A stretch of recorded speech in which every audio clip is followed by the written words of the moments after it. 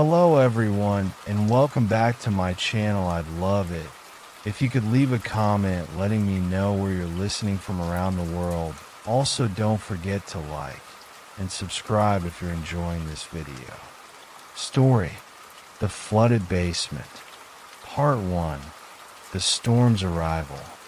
The storm had come suddenly, the skies darkening in a matter of moments, with the wind howling like a wild animal prowling through the night. Sarah and James had been lounging on the couch, sipping tea and chatting about their day. It had been a quiet evening, with no hint of what was to come. The TV flickered lightly in the background, the soft sounds of a nature documentary soothing the atmosphere. But then, the first raindrops fell, heavy, like the sky was releasing everything it had been holding back. The wind picked up almost immediately, rattling the windows, the trees outside bending and groaning under the force of the storm. As the rain began to pour in torrents, the house creaked, settling into the change of pressure. "This is going to be a big one," James remarked, setting his cup of tea down on the coffee table and standing up to close the windows. The howling winds had already begun to pick up, rattling the window panes in their frames, as though the storm was trying to push its way inside. "I hope it doesn't last long," Sarah replied, her voice filled with the weariness of the day. She'd just finished a long week at work, and all she wanted was a peaceful evening, not a raging storm. The wind outside grew even louder, and the first flash of lightning illuminated the entire room, casting long, eerie shadows across the walls. They both froze for a moment, watching the storm outside with a mixture of awe and trepidation. Just as they were about to settle back down on the couch, a strange sound echoed from below, deep and low, like the roar of a distant waterfall. "What was that?" Sarah asked, her eyes widening slightly. James frowned and turned toward the hallway leading to the basement. The sound came again, louder this time, water rushing somewhere. He quickly got up and moved toward the door, his footsteps heavy on the wooden floor. "Stay here," he said, but Sarah followed him, her curiosity piqued. They both reached the door to the basement. James hesitated for just a moment before opening it, the sound of the rushing water growing louder. The stairs leading down into the basement were dark, but Sarah could see a faint glow of light from the basement window, which was barely visible from the top of the stairs. "I'll go first," James said, his voice steady but with a hint of concern. He turned on the light and began to descend the stairs, the sound of the water growing with each step he took. Sarah stayed close behind him, her heart racing in her chest. The air in the basement felt damp and cold, as if the storm had managed to seep its way inside. They reached the bottom of the stairs, and Sarah gasped. The basement, which had always been dry, was now flooded. Water was rushing across the floor, swirling and churning, rising steadily. It was as if the house was being overwhelmed by the storm's fury. "What the hell?" James muttered, crouching down to inspect the water. It wasn't just a few inches of water. It was deep, too deep. The floorboards were barely visible beneath the surface, and the water was rising quickly. Before either of them could react, a strange, chilling sensation washed over them. Something felt off. Something about the water didn't seem right. The air was heavy with the scent of wet earth and decay, and there was an eerie silence, as though the storm had somehow passed over the basement entirely. Then they saw it. From the depths of the dark water, a pair of pale hands slowly emerged. They were ghostly white, almost translucent, with long, skeletal fingers that reached up, brushing the surface of the water. Both Sarah and James froze, unable to look away. The hands were moving slowly, almost deliberately, as if they were beckoning them closer. It was an unnatural movement, the hands too slow, too deliberate, like they were being guided by something other than the natural laws of physics. Suddenly, a cold wave of dread washed over Sarah. "James," she whispered, her voice shaking. "We need to get out of here. Now." James didn't answer at first. He stood frozen, staring at the hands as they continued to rise from the water, almost like they were reaching out for him. His eyes locked with Sarah's, and for a split second, they both understood something was very wrong with this basement. Then, as if in response to Sarah's plea, the door at the top of the basement stairs slammed shut with a deafening bang. Both of them turned sharply, their hearts pounding in their chests. The door, which had always opened easily, was now stuck. No matter how hard James tried to push it open, it wouldn't budge. It felt as though something or someone was holding it shut from the other side. The water in the basement began to rise faster now, swirling around their feet. The hands were getting closer, stretching toward them, moving with unnerving slowness. But there was something undeniably menacing in their grasp. "We need to get out. Now!" Sarah shouted, panic rising in her chest. James kept trying to push the door, his muscles straining against the resistance, but the door wouldn't budge. The hands in the water were almost at their feet now, and Sarah could feel the coldness radiating from the water as if it was pulling at her, trying to drag her down. Finally, James stopped and looked up at her, his face pale, eyes wide with fear. "It's not going to open," he said, his voice barely a whisper. "We're trapped." The hands rose higher, and now Sarah could see the faint outline of a figure beneath the water. It was there, just out of sight, something dark and unnatural, moving beneath the surface. James grabbed Sarah's arm, pulling her toward the far corner of the basement, away from the water. They had no choice but to retreat, their minds racing for an escape, but the door wouldn't open, and the basement was filling with the icy water.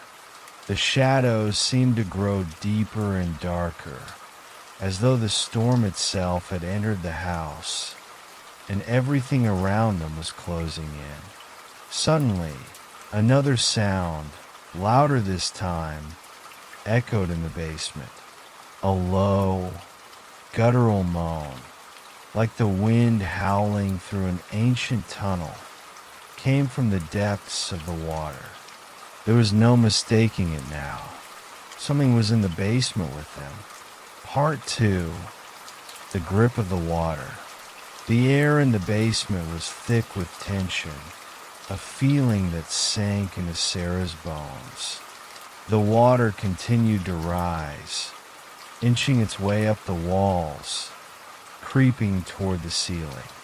The pale hands were no longer just an eerie sight.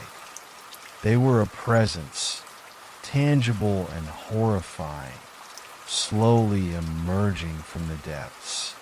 The shadows in the corners of the basement shifted, and the room seemed to grow colder, as if the storm had dragged its own dark force inside. James and Sarah huddled together, trembling.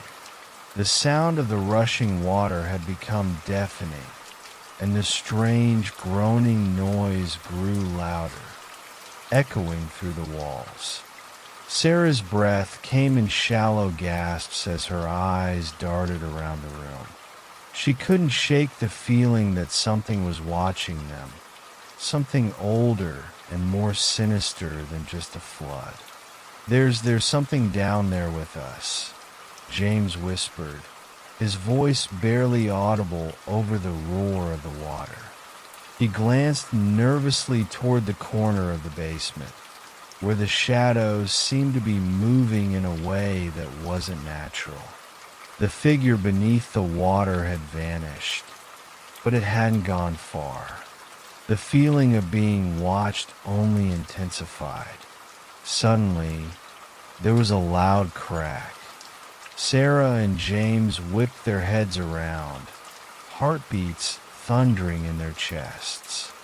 The ceiling beams groaned, as though the house itself was being pulled apart by the force of the storm. The water continued to rise, but now it was beginning to push against the walls, as if trying to squeeze them out of the basement. "Where's the way out?" Sarah asked, her voice panicked. She glanced toward the stairs, but the door was still firmly shut, as though held by some invisible force. Every time James tried to push it open, it resisted, like a hand pressing against it from the other side. "I don't know," James said, his face pale and stricken with fear. "But we need to find a way. Fast." The water was up to their ankles now, swirling around their feet. But it wasn't just water. There was something else in it, something cold and slippery, like fingers brushing against their legs. Every step they took was accompanied by a soft, slithering sound, as though the water was alive. The basement, once a place of storage and safety, now felt like a tomb. The walls seemed to close in, and the ceiling loomed above them, heavy with the weight of the storm. But the worst part was the silence between the echoes of the water and the distant moans.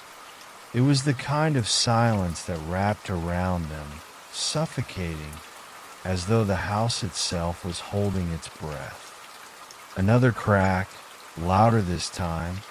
The floorboards beneath their feet buckled slightly, the water pushing them upward as if it were alive, hungry, clawing its way into the house. "James," Sarah said in a hoarse whisper, "I don't think we're alone down here."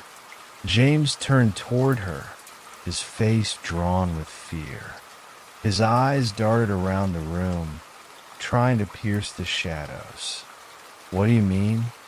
"There's something in the water," she replied, her voice trembling. "It's moving." The air grew thick with tension, and then, without warning, the water around them began to swirl. It wasn't a natural current. It was as if the water was alive, like a whirlpool forming at the center of the room. The pale hands that had risen from the depths were now joined by other, darker forms, shadows shifting beneath the surface of the water. Sarah's pulse quickened. "James, we need to get out now." But before they could move, the basement light flickered, casting everything in eerie shadows. The figure beneath the water surfaced again, slowly, deliberately. It was no longer just a pair of hands. Now, there was a shape, a face emerging from the depths. It was pale, distorted, and yet somehow familiar. A woman's face, her eyes wide open and staring blankly into space. Her hair floated around her like tendrils, soaked and clinging to her face, and her skin was covered in a layer of dark, dripping grime. Her mouth hung open, her lips trembling with a silent scream. She was reaching out for them. The water churned violently as she emerged, her limbs contorting unnaturally as if the very water was pulling her into a twisted, ghastly dance. Sarah gasped, backing away instinctively, her breath coming in short, frightened bursts. "James, we need to leave," she repeated, her voice more frantic now. But James was frozen, his eyes locked onto the figure in the water. The woman's face twisted into a grin, her eyes glinting with something far darker than the storm itself. She opened her mouth wide, a horrible, guttural sound escaping her lips. A noise like the howling of wind through a narrow passage. And then the water surged. James and Sarah were thrown backward, the force of the water crashing into them.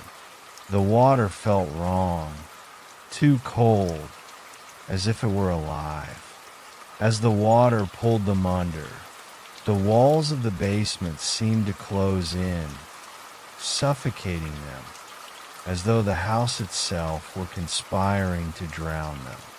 Part 3, the final struggle.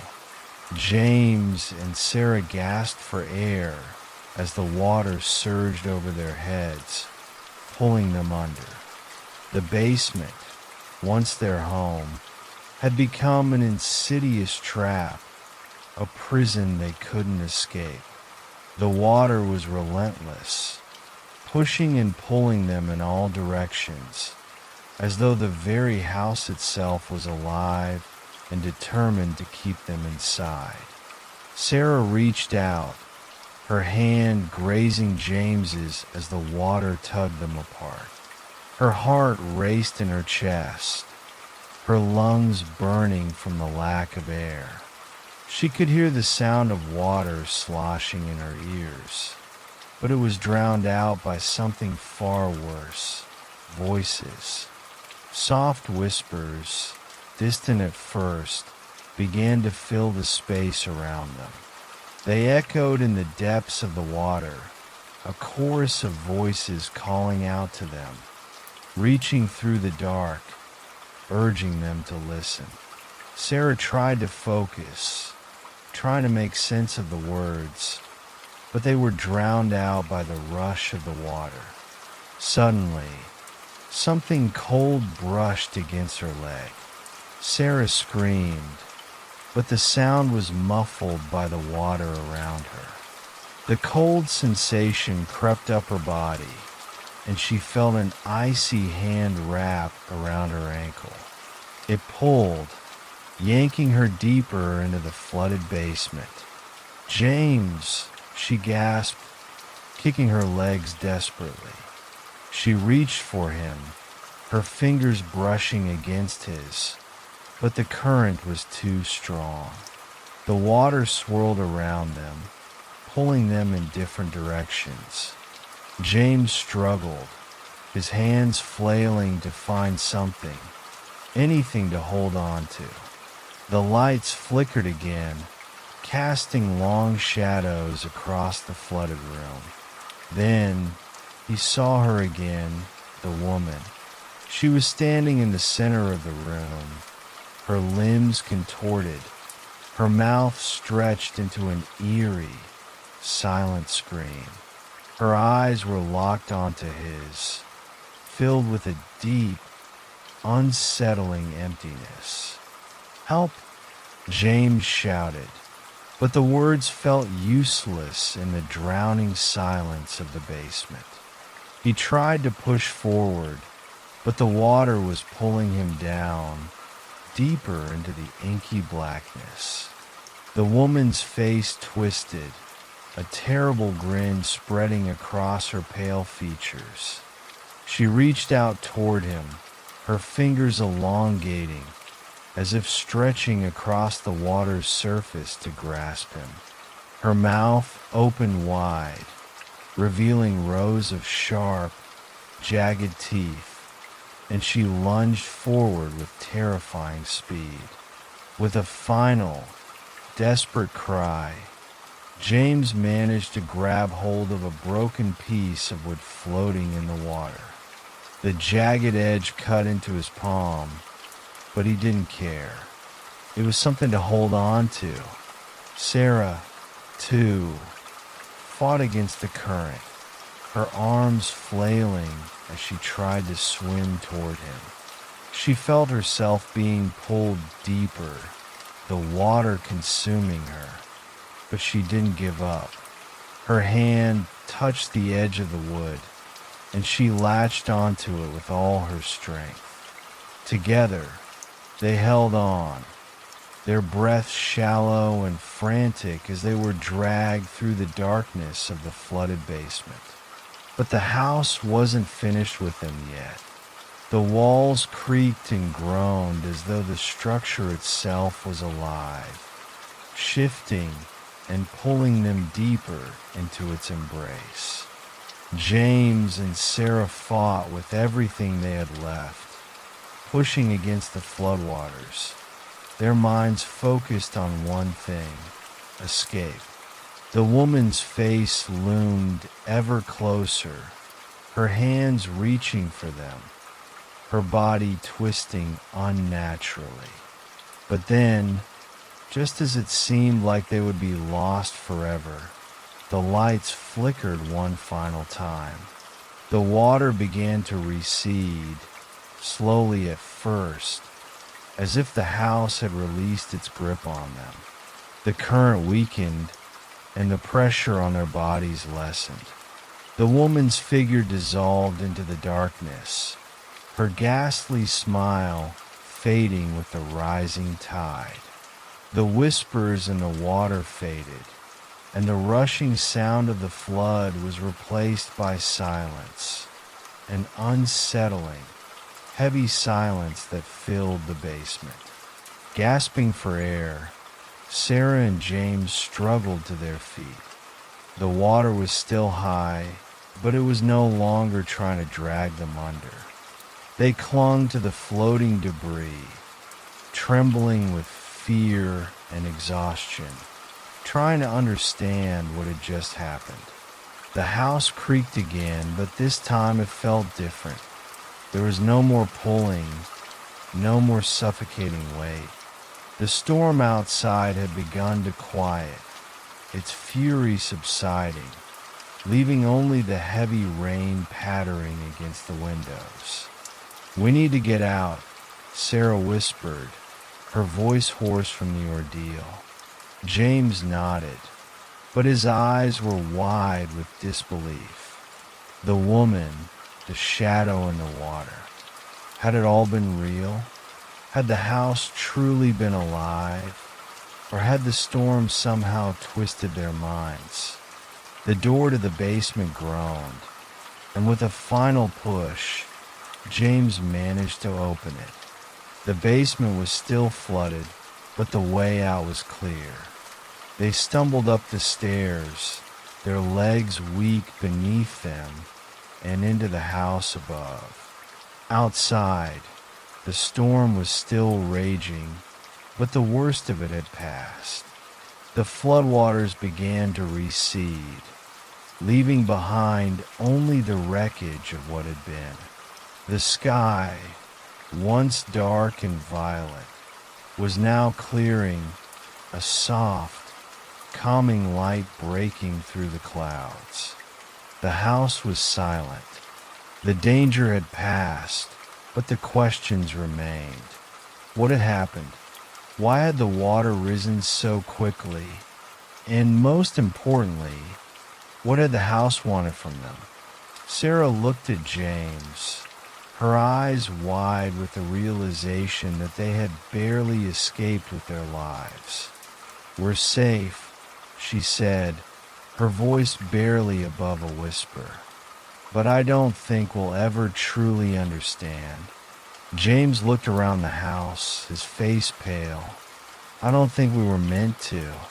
The storm had passed, but the memory of the flood would haunt them forever. Hello everyone, and welcome back to my channel. I'd love it if you could leave a comment letting me know where you're listening from around the world. Also, don't forget to like and subscribe if you're enjoying this video. Story: The Weeping Window. Part 1. The Crying Rain. The first time Lila heard it, she thought it was just the wind. Rain pattered gently against the window, a soothing rhythm that often lulled her to sleep. But on that night, as she lay in bed with her favorite stuffed rabbit tucked under one arm, there was something different about the sound. It was faint, almost imperceptible at first, a soft, mournful crying carried on the wind. Lila sat up in her bed, the soft glow of her night light casting a warm circle on the wall. She strained her ears, holding her breath to better catch the sound. It wasn't coming from inside the house. No, the sound seemed to drift from outside, mingling with the rain. Her window overlooked the backyard, a small patch of garden bordered by a weathered wooden fence. The night was dark, the only illumination coming from the occasional flash of lightning in the distance. "Maybe it's just a stray cat," she murmured to herself, trying to shake off the unease creeping into her chest. But as the crying grew louder, clearer, Lila couldn't ignore it anymore. It wasn't a cat. It wasn't the wind. It was unmistakably human. She clutched her stuffed rabbit tighter and slid out of bed, her bare feet touching the cool wooden floor. The crying didn't stop. It seemed to ebb and flow like the rain, rising in intensity before fading to a whisper. Curiosity, mixed with a twinge of fear, propelled her toward the window. Rain streaked the glass, blurring the view of the garden below. Lila squinted, her nose almost touching the pane. She expected to see someone, maybe a neighbor caught in the rain or a lost stranger seeking shelter. But the backyard was empty. The crying, however, persisted. It sounded closer now, as if it were right outside the window. Lila pressed her ear against the cold glass, her breath fogging up the surface. The sobs were heart-wrenching, filled with a sorrow she couldn't understand. "Hello," she whispered, her voice barely audible over the sound of the rain. There was no response. Lightning flashed again, illuminating the garden for a split second.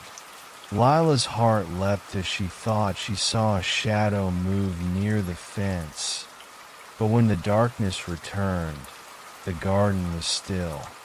Just the rain, she told herself, though her voice trembled. She stepped back from the window, her unease growing. As she turned to return to bed, a sharp knock echoed through the room. It wasn't the knock of someone at the door. It came from the window. Lila froze. Slowly, she turned back, her heart pounding in her chest. She saw nothing at first, just the rain tracing lines down the glass. But then the lightning struck again, and she saw it, a faint outline of a face in the raindrops. It was delicate and sorrowful, the features forming naturally, as if the water itself had arranged into the likeness of a person. The eyes, though made of shimmering streaks of rain, seemed to hold an unfathomable sadness. Lila stared, transfixed. She reached out a hand, her small palm pressing against the cold surface of the window. For a moment, there was nothing but the sensation of the smooth glass under her fingertips. Then she felt it, a faint pressure against her hand, as though someone on the other side was pressing back. Lila gasped and stumbled away from the window, her heart racing. The crying stopped abruptly, leaving only the sound of the rain. The face dissolved, the raindrops scattering and resuming their random paths down the pane. She stood there for a long moment, staring at the glass, her thoughts a whirlwind of confusion and fear. What had just happened? Was it her imagination, or had someone or something tried to reach out to her? She climbed back into bed, pulling the covers up to her chin. Sleep didn't come easily that night, and when it did, her dreams were filled with the sound of crying and the faint outline of a weeping face. The next morning, the rain had stopped, and the window showed no sign of the eerie figure. But Lila couldn't shake the feeling that the face in the glass wasn't just a trick of the rain. Part 2. Whispers in the Rain. The rain returned the following evening, tapping against the window as if it were eager to tell a story. Lila sat on the edge of her bed, watching the streaks of water-carved paths across the glass. She'd avoided the window all day, convincing herself that last night had been a strange dream. But now, with the rain falling once more, she couldn't ignore the sense of unease settling over her. She kept the curtains drawn this time, determined not to look outside. The night light cast its usual warm glow, and her stuffed rabbit was clutched tightly in her arms. "It's just rain," she whispered to herself. Nothing more. But as the hours crept by, the faint sound of crying returned. It was softer than before, barely audible over the patter of rain.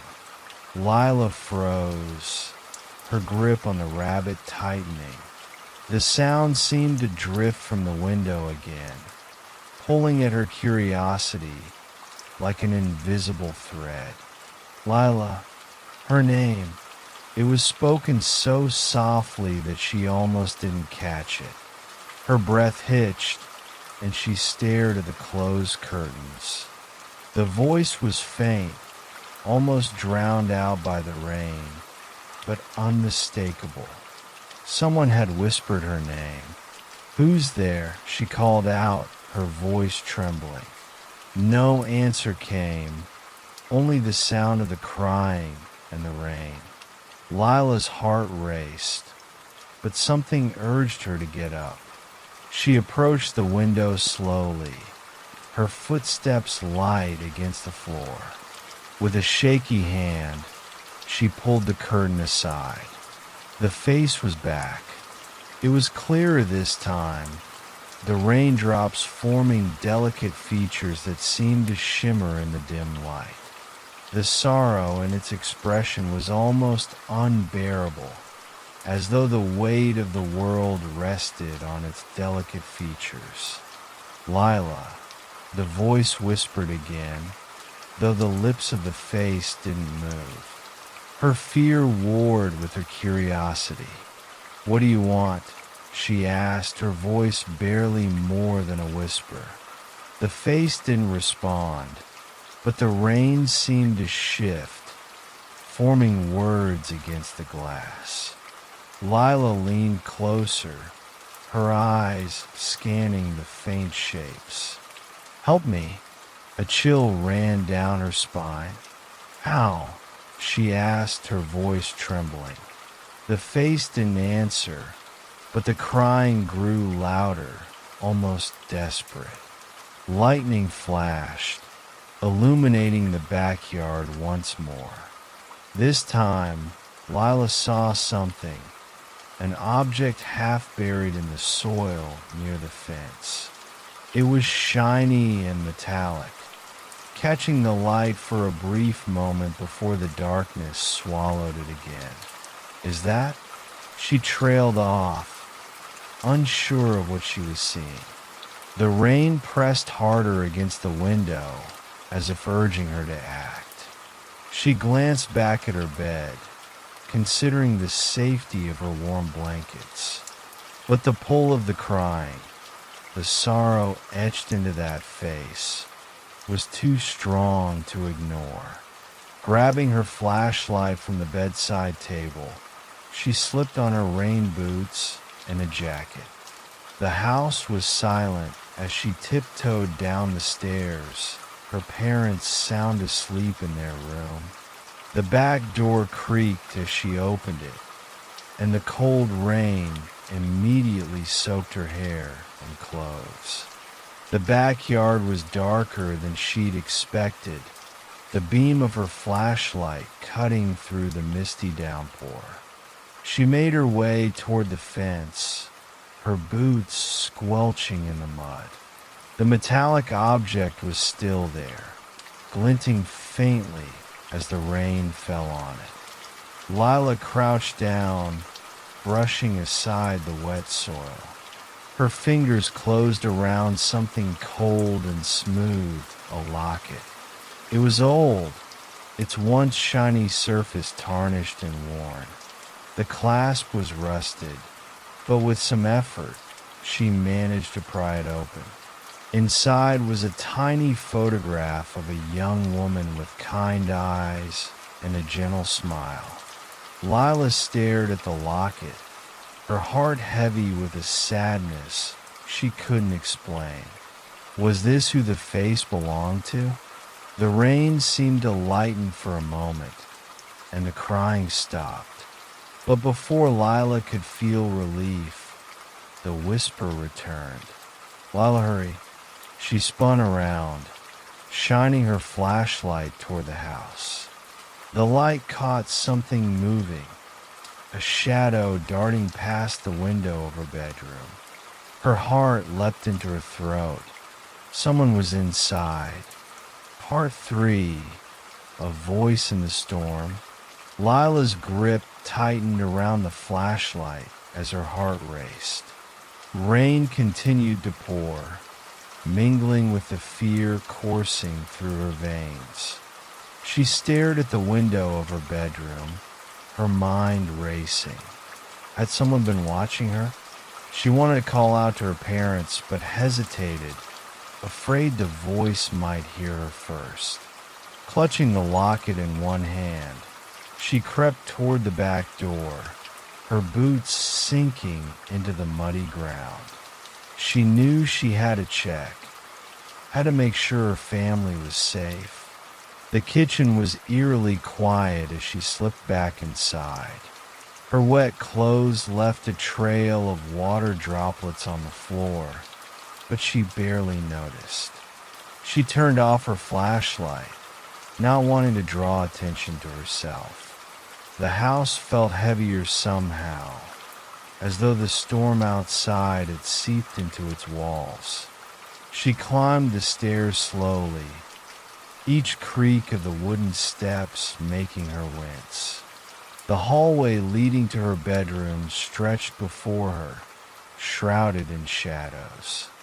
Her bedroom door was slightly ajar. Pale light from her night light spilled into the hallway, illuminating the edge of the door frame. Taking a deep breath, Lila pushed the door open. The room was empty, or at least it seemed that way. Everything was as she had left it. The curtains drawn back, her stuffed rabbit on the bed, and her nightlight glowing softly in the corner. But the air felt wrong, heavy, charged. The window, still streaked with rain, drew her gaze. The face was gone, but the locket in her hand seemed to hum with an energy she couldn't explain. "Lila," the voice whispered again, so close it felt like it was right behind her. She spun around, her back pressed against the window, but no one was there. Her breathing was shallow as she clutched the locket tighter. "What do you want?" she demanded, her voice trembling. The room grew colder, and the rain outside intensified. The droplets against the glass seemed to shift, forming words again. "Remember me." The locket grew warmer in her hand, almost pulsing. Slowly, she opened it again, staring at the photograph inside. The woman's kind eyes seemed to plead with her, and for a moment, Lila felt an overwhelming wave of sorrow. "Who are you?" she whispered. The words on the glass faded, replaced by a single name, Evelyn. Lila's mind raced. The name felt familiar, like something she'd heard in passing but couldn't quite place.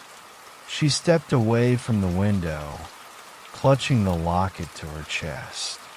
"I don't understand," she said, her voice cracking. "What do you want from me?" The room shuddered, as if the house itself was responding. The rain seemed to echo Evelyn's name, the whispers becoming a chorus. Then, amidst the chaos, a vision flickered before her eyes. She saw the woman from the photograph standing in the rain, her dress soaked and her expression desperate. Evelyn was holding the locket, standing near the very fence where Lila had found it. Lightning flashed, and a shadow appeared behind Evelyn, a figure she couldn't quite make out. The vision ended as quickly as it began, leaving Lila trembling. She understood now.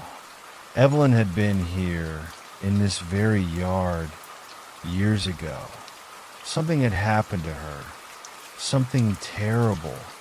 The whispers quieted, and the rain slowed to a gentle drizzle.